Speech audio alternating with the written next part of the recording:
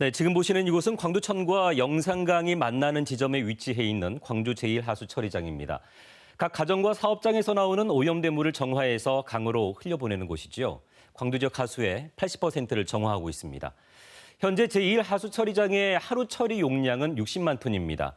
그런데 방류수의 수질 기준이 강화됐습니다. 이 기준에 맞추려면 처리 용량은 49만 톤으로 떨어집니다. 이에 따라 광주시는 제1하수처리장의 하수처리 시설을 추가로 짓는 사업을 진행하고 있습니다. 총 사업비는 약 1,300억 원 규모. 이 사업의 핵심인 하수처리 공법에만 300억 원가량이 투입됩니다. 광주시는 지난해 말에 새로운 하수처리 공법 선정을 위한 절차를 시작했는데요. 지난해 말 1차 공모를 진행했습니다. 그런데 공법 선정 과정에서 여러 가지 문제점이 드러났습니다. 결국에 광주시는 다시 2차 공모를 통해서 최근에 한 업체를 선정했는데요. 하지만 탈락 업체의 문제 제기로 경찰 수사와 법적 공방이 이어지고 있습니다. 수백억 원대의 하수처리 공법 선정 과정에 무엇이 문제인지 집중 취재했습니다. 김호 기자입니다.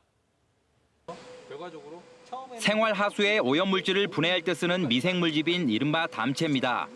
광주 제1하수처리장에서도 사용해왔지만 물 흐름을 막는 등 부작용이 많았습니다. 가장 큰 원인은 물 흐름이 방해돼서 처리가 안 되는 겁니다. 담채가 원형으로 유지가 됐다면 처리 효율도 어느 정도 유지가 됐었을 수도 있지만 이 때문에 광주시는 새로운 하수처리 시설에 담채를 사용하지 않기로 하고 지난해 말 개량 사업 공모 당시 이 공법을 제외했습니다. 기술 제안서를 낸 업체는 4곳. 광주시와 전문가 평가를 거쳐 가장 높은 점수를 받은 업체가 선정됐습니다.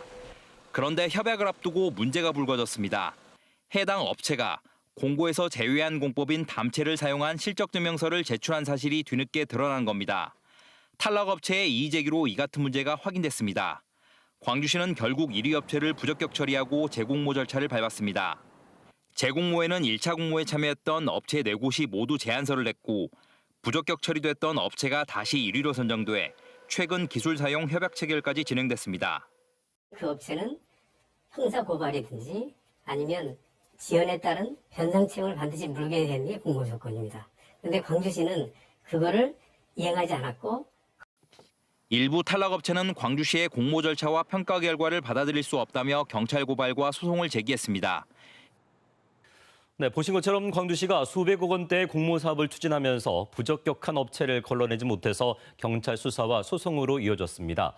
1차 공모에 참여한 다른 업체들의 실적 증명서도 제대로 검증하지 못한 사실이 KBS 취재 결과 드러났습니다. 이 문제도 이어서 보도합니다.